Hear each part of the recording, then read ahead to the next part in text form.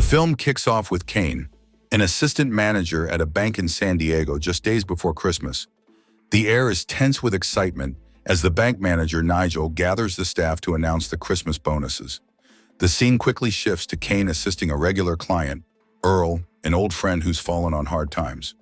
Earl reveals he's struggling to pay off his loan after the death of his wife, setting the stage for a deeper connection between the two men.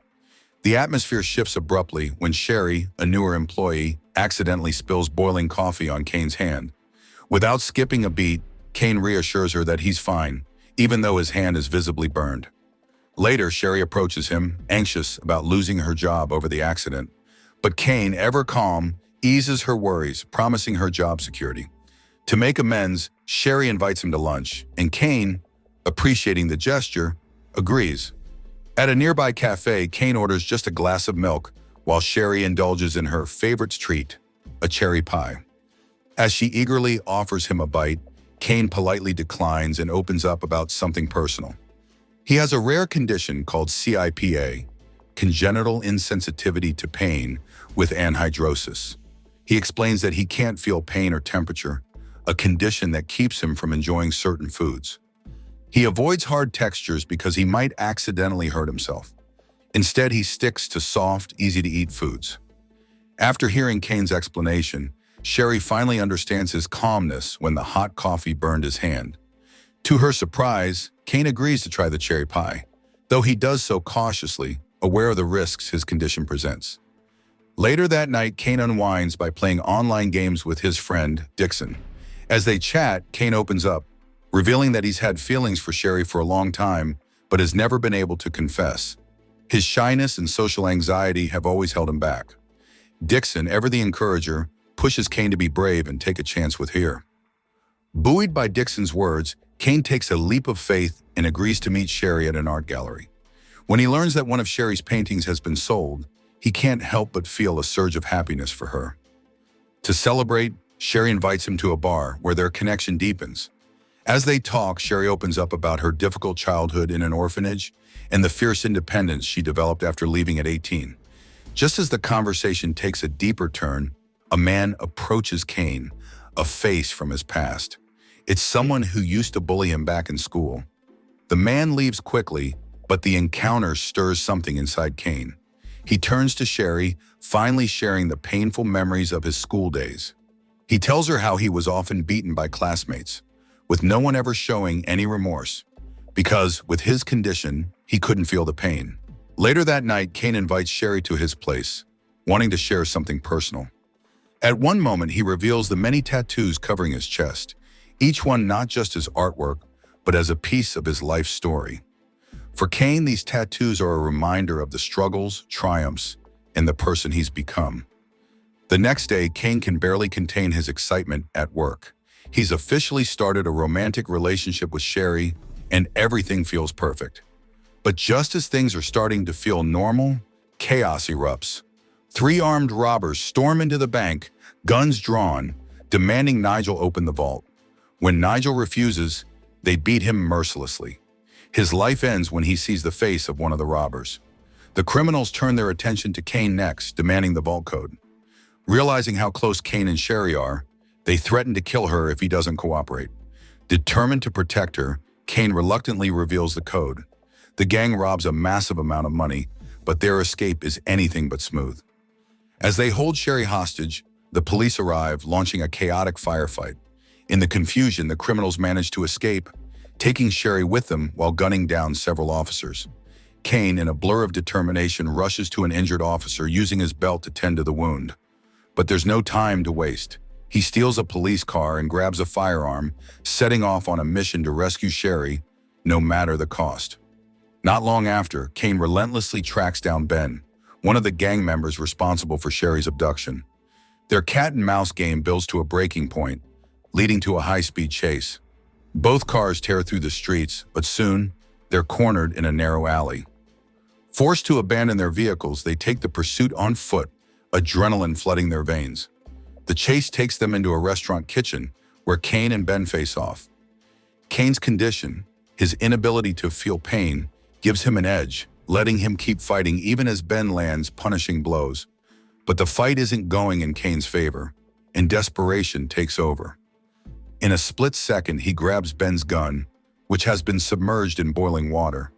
The heat doesn't faze him, but in the chaos, Kane accidentally pulls the trigger, killing Ben. Standing over Ben's lifeless body, frustration wells up in Kane.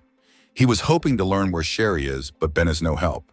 Searching through Ben's phone yields nothing until a new message pops up from another gang member, Andre.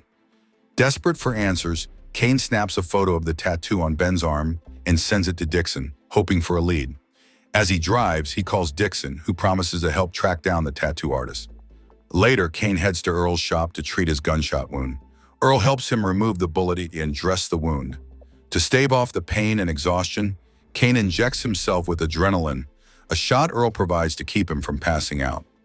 Grateful, Kane gives Earl some money to help with his loan repayments, offering a small bit of relief in a chaotic time. Back on the road, Kane's phone rings. It's Detective Minzy who's investigating the bank robbery. She questions Kane's involvement with Ben's gang, but Kane denies it, though the conversation only drags him deeper into trouble. The stolen police car and Ben's death weigh heavily on him, and soon legal trouble looms closer. Determined, Kane pushes forward. Using the information Dixon provided, he tracks down the tattoo artist's shop. Posing as Ben's friend, Kane walks in, ready to dig for any clues that might lead him to Sherry. He meets Zeno, the tattoo artist, and presses for details on Ben's past. Unfortunately, Kane's plan quickly unravels when his lie is exposed. Zeno, growing suspicious, prepares to attack. But Kane, in a split-second decision, stabs him with a sharp object during a brief distraction. Zeno stumbles back, and Kane wastes no time. Using tattoo equipment as an instrument of torture, Kane forces Zeno to reveal that Ben was a former soldier. With Zeno subdued and under watch, Kane calls Dixon, urging him to dig deeper into Ben's background, particularly his profile as a debtor. Dixon promises to help, and soon Kane receives the crucial information: Ben's home address. Upon arriving at Ben's house, Kane searches frantically, but there's no sign of Sherry. Determined, he digs deeper, hoping to find something that will lead him to her. In the midst of his search, Kane unwittingly triggers a trap. A sharp ball impales his back, but with his condition, he feels nothing. He removes it with grim determination and presses on. His relentless pursuit continues until he reaches the kitchen, where another trap springs. An arrow strikes his leg, and Kane, unable to pull it out, limps forward, ignoring the injury. Though he can't feel pain, his body still bears the consequences. As Kane continues his search, he stumbles upon an automotive workshop shirt belonging to Ben. He quickly deduces that Sherry must be held at Ben's workshop. Just as he's about to leave Ben's house, disaster strikes again. A hidden trap springs, leaving Kane suspended upside down, completely at the mercy of his surroundings. With no time to waste, he calls Dixon, his last lifeline. Dixon, calm under pressure, estimates that he'll arrive in 10 minutes to help. As a result, Kane hangs there, waiting, time dragging as the minutes stretch on. But the situation takes a dangerous turn when Andre, a member of Ben's gang, finds him. Andre, it turns out, is Ben's brother, and he's come looking for his sibling who has mysteriously disappeared. Kane, quick on his feet, spins a lie, claiming he's just a random thief who happened to pick Ben's house as his target. Before Andre can press him further, his phone rings. It's Simon, the leader of the gang. The tension heightens as Simon briefs Andre. The gang is planning to flee to another city before the police catch up with them.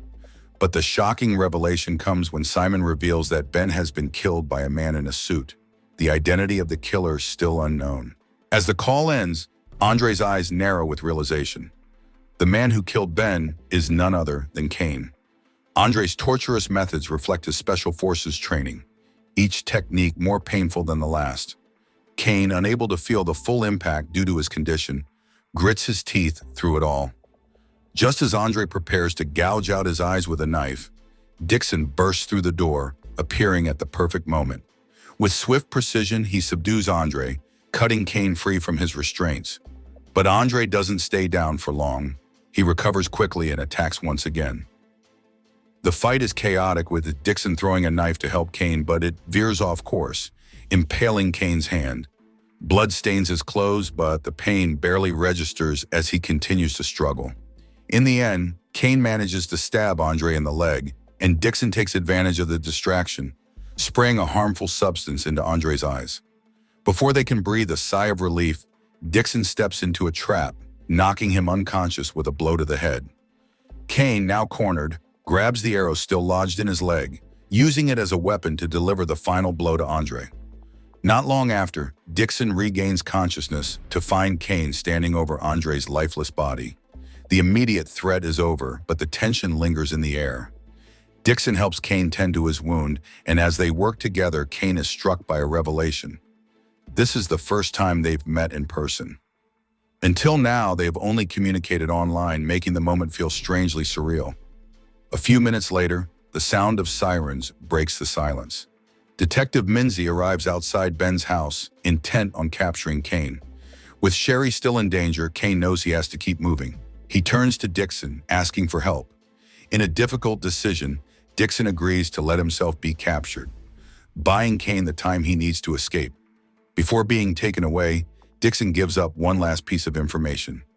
Kane's next stop is Ben's workshop. On the other hand, Simon waits at Ben's workshop, keeping a sharp eye on Sherry. The tension between them builds as their confrontation escalates. In the heat of the moment, a devastating truth comes out. Simon is Sherry's brother. Not only that, she also admits her involvement in a robbery with Simon. Simon's fury ignites, and he prepares to shoot Sherry for refusing to help him with his criminal plans. Just as he pulls the gun, Kane bursts onto the scene, his own weapon trained on Simon, halting the impending disaster. Kane steps forward, his voice cold as he admits to killing Ben and Andre. The words hit Simon hard, and realizing the situation, he reluctantly reveals Sherry's hidden truth to Kane. Sherry had been sent to seduce Kane to get him to reveal the vault code for the bank. But somewhere along the way, she had fallen in love with him and couldn't go through with the plan.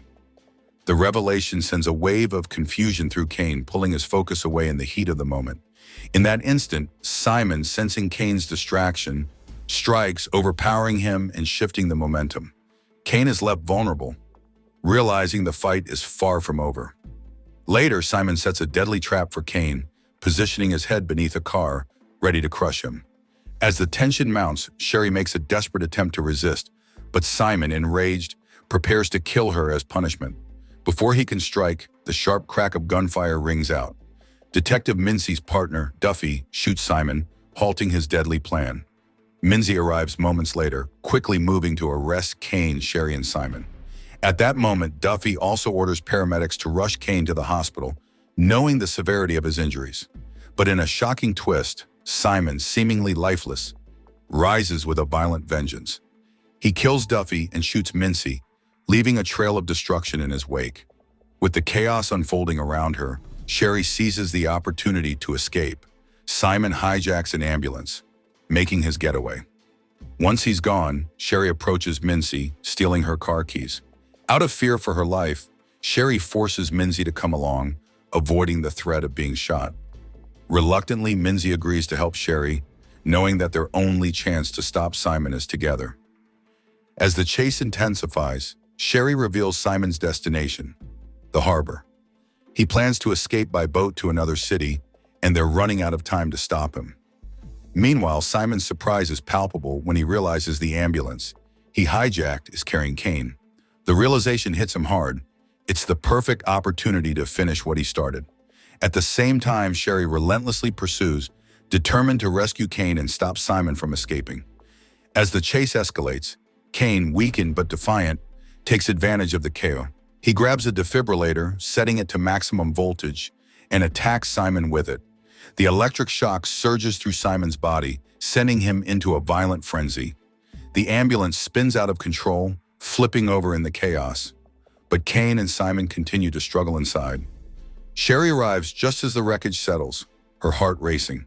She spots Mincy, gravely injured, and without hesitation, orders Dixon to take her to the hospital. Before they part ways, Mincy, bloodied but resolute, hands Sherry her gun, knowing what needs to be done. With a pained look, Mincy asks Sherry to avenge Duffy's death, promising to put an end to Simon's reign of terror. During the fight, Simon gains the upper hand, brutally snapping Kane's right arm. Kane's strength begins to fade as the pain intensifies, but just as all seems lost, Sherry bursts onto the scene, firing a shot that hits Simon in the back. The brief distraction isn't enough, though. Simon quickly recovers and turns his fury towards Sherry, preparing to kill her. In a last-ditch effort, Kane injects himself with adrenaline from the ambulance, the rush of chemicals giving him a surge of strength. With newfound resolve, he rises to his feet, using a bone from his exposed arm as a weapon. With a final, brutal strike, Kane kills Simon, his body barely able to hold on. In the aftermath, as Kane collapses, he confesses his love for Sherry, his voice barely above a whisper, but before she can respond, darkness overtakes him. 2 weeks later, Kane wakes up, disoriented. Dixon stands by his side, explaining the grim reality. Kane had been in a coma from severe blood loss, broken bones, and brain injuries. As Kane processes the information, Minzy enters the room, bringing with her the court's decision regarding Kane's involvement in the theft and murders. Given the heroic actions that saved a police officer's life, along with other mitigating circumstances, the judge hands down a relatively light sentence: 6 months of house arrest, followed by 5 years of probation. It's not the freedom Kane had hoped for, but it's a chance at redemption. A year has passed and Kane, fully recovered, is free from house arrest, returning to a sense of normalcy. After a light-hearted game with Dixon, he visits Sherry in prison. Though she still serves time for her role in Simon's robbery, the sentence is brief, and Kane is relieved to learn that her release is imminent. In the quiet of the prison's visiting room, their connection deepens. Kane reveals his last tattoo, a symbol of their relationship, one built on protection and balance. It's a permanent mark, just like the bond they share. The visit is cut short when an officer arrives to escort Sherry back to her cell. As she leaves, Kane remains in the room, a soft smile crossing his face. He picks up a cherry pit by savoring the moment, and with that, the story comes to an end. So the moral of the story is, always be careful when spilling coffee, because you might just end up saving the day. Also, don't underestimate someone who can't feel pain. They might just be your hero, even if they're too shy to say it.